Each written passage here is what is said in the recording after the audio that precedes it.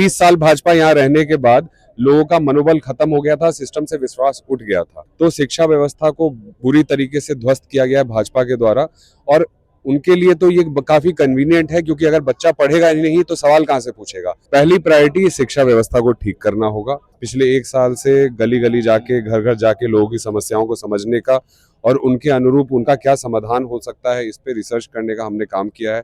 उसके हिसाब से हम अपना अगले 5 साल का ब्लूप्रिंट लेके आए हैं, जो हमारे शीर्ष नेतृत्व को भी समझ में आया, जनता को भी समझ में आ रहा है, तो कोई शक का सवाल नहीं था। आपका मुकाबला मोदी जी से, अमित शाह जी से है। कह रहे हैं कि वो दोनों खुद मोर्चा संभाले हुए हैं, पैसा कहाँ से लाएंगे? उनके पास टीवी है, अखबार है। हमारे पास लोग हैं, हमारे पास सारे युवा हैं। यहाँ पे आप देखिए, इतने हजारों की संख्या में कार्यकर्ता यहाँ पे जुटे हैं। पैसा अगर फैक्टर होता तो फिर तो अंबानी जी ही देश के प्रधानमंत्री होते, मोदी जी ना होते।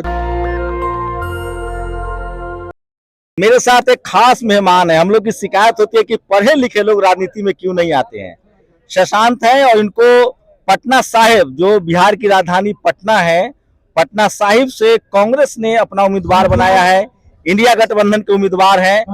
IIT, Indian institute of technology, उसके बाद आईआईएम से पास आउट है। काफी यंग है और युवा है, और इनको कांग्रेस ने अपना उम्मीदवार बनाया है।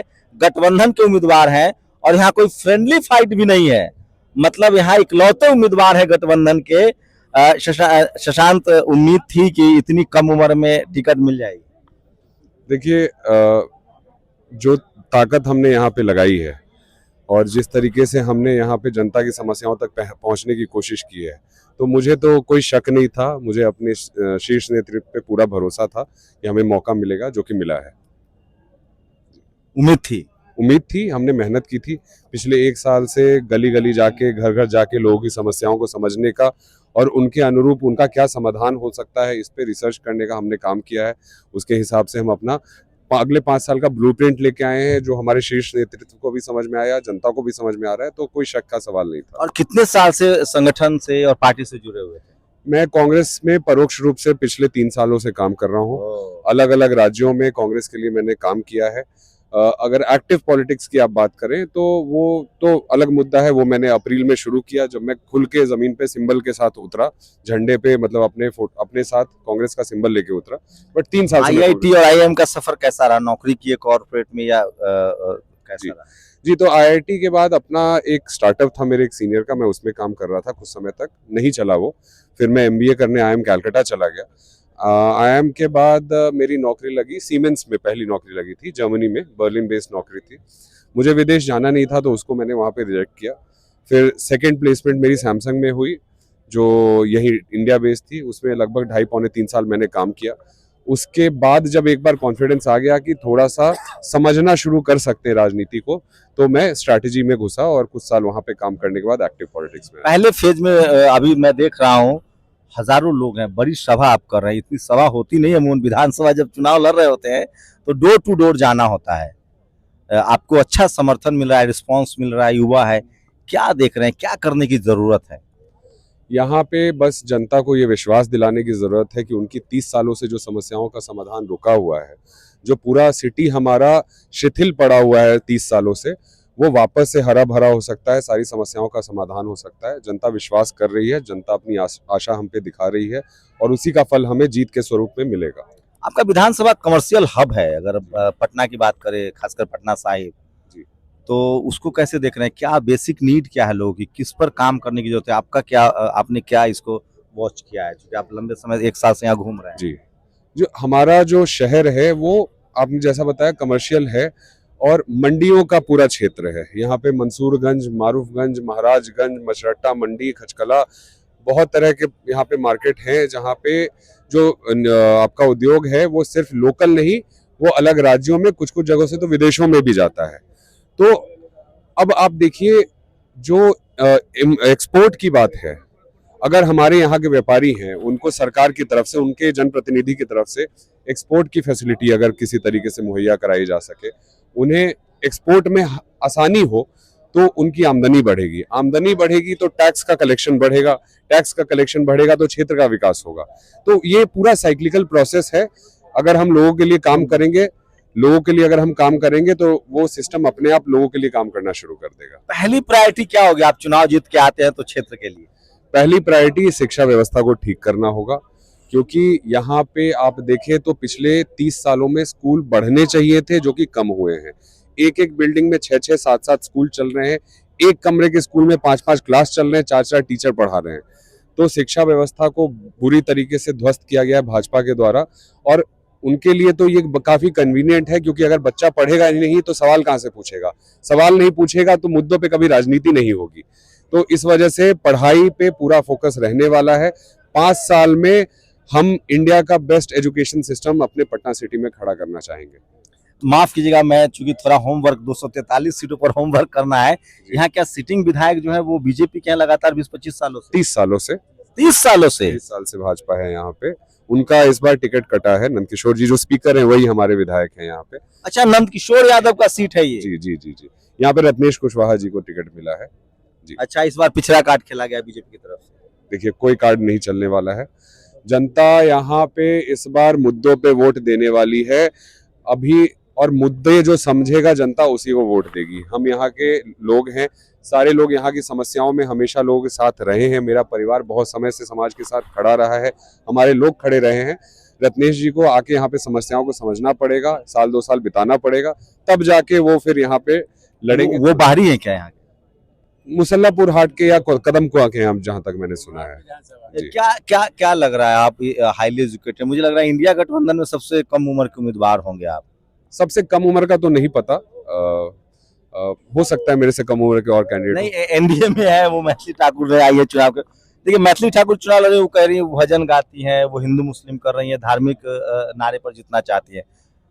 शशांक का क्या एजेंडा है, आपके लिए क्या प्रायोरिटी? हमें इस क्षेत्र के युवाओं को इतना मजबूत करना है अगले 5 सालों में कि जिस तरीके से एक शशांक शेखर पढ़ गया तो उसने यहाँ पे लोगों के मुद्दों पे 1 साल तक लगातार आवाज उठाई, जिसकी वजह से भाजपा को यहाँ कैंडिडेट की कमी पड़ गई। तो अगर यहाँ पे 10-20 हजार लोग हमारे जैसे खड़े हो गए अगले 5 साल में, वही हमारी जीत हो जाएगी। आप अपने जैसे IITian IIM वाले पास आउट बच्चे बनाना चाहते हैं? हमारे जैसे हर क्षेत्र में, वो IIT हो, IIM हो, लॉ हो, मेडिकल हो, हर क्षेत्र में जो बेस्ट पॉसिबल कॉलेज हैं वहाँ पे बच्चों को भेजना हमारी प्रायोरिटी रहेगी। उसके लिए जो उनको हेल्प चाहिए होगा, जो सहायता चाहिए होगी, वो मुहैया कराई जाएगी। आपका मुकाबला मोदी जी से, अमित शाह जी से है। कह रहे हैं कि वो दोनों खुद मोर्चा संभाले हुए हैं, पैसा कहाँ से लाएंगे? उनके पास टीवी है, अखबार है। हमारे पास लोग हैं, हमारे पास सारे युवा हैं। यहाँ पे आप देखिए, इतने हजारों की संख्या में कार्यकर्ता यहाँ पे जुटे हैं इस बार महागठबंधन को जिताने के लिए। तो पैसा अगर फैक्टर होता तो फिर तो अंबानी जी ही देश के प्रधानमंत्री होते, मोदी जी ना होते। तो पैसा फैक्टर नहीं है, यहाँ पे लोगों की आस्था, लोगों का भरोसा फैक्टर है, और उसमें हम लोग आगे हैं।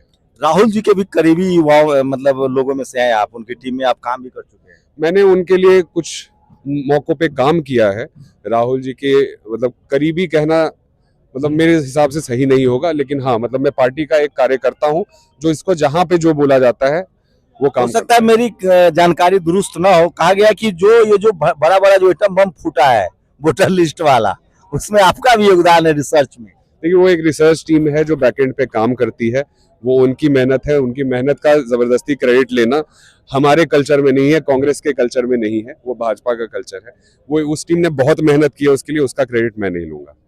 शशांक, क्या महसूस कर रहे हैं IIT IIM की दुनिया और राजनीति की दुनिया, दोनों में कितना डिफरेंसेस है? और लोग कहते हैं कि पढ़े लिखे लोग को आना चाहिए, साफ सुथरे लोग को आना चाहिए, लेकिन वही धन बल, बाहुबल सब सामने आ जाता है। ये एक चैलेंज है।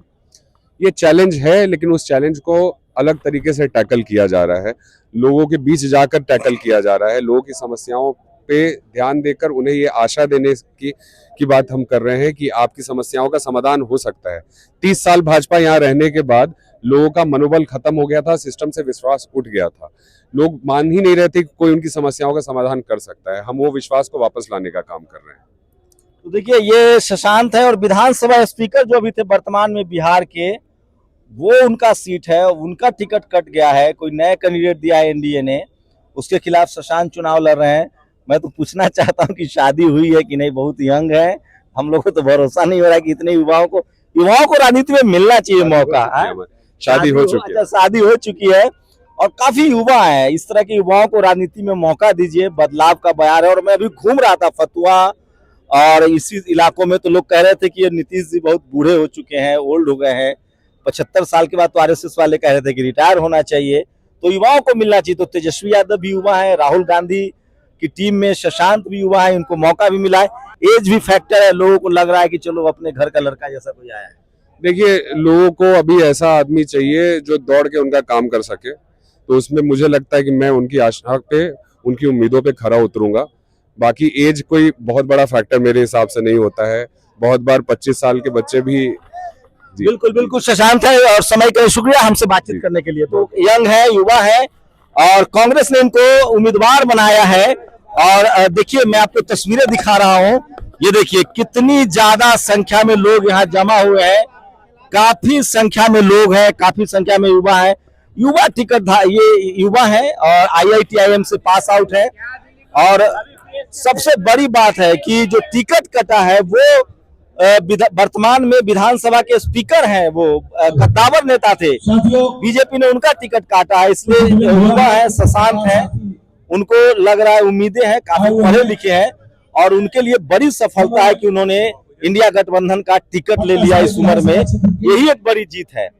अगर शशांक चुनाव जीतते हैं तो फिर हम उनसे रूबरू होंगे, फिर बात करेंगे। पढ़ा लिखा है, सुलझे हुए हैं, काफी सॉफ्ट स्पोकन है। उनका कहना है कि अगर मैं चुनाव जीतता हूं तो पढ़ाई लिखाई, स्कूल, अस्पताल और दवाई पर ध्यान दूंगा। शंभू कुमार सिंह, नेशनल दस्तक, पटना साहिब, बिहार।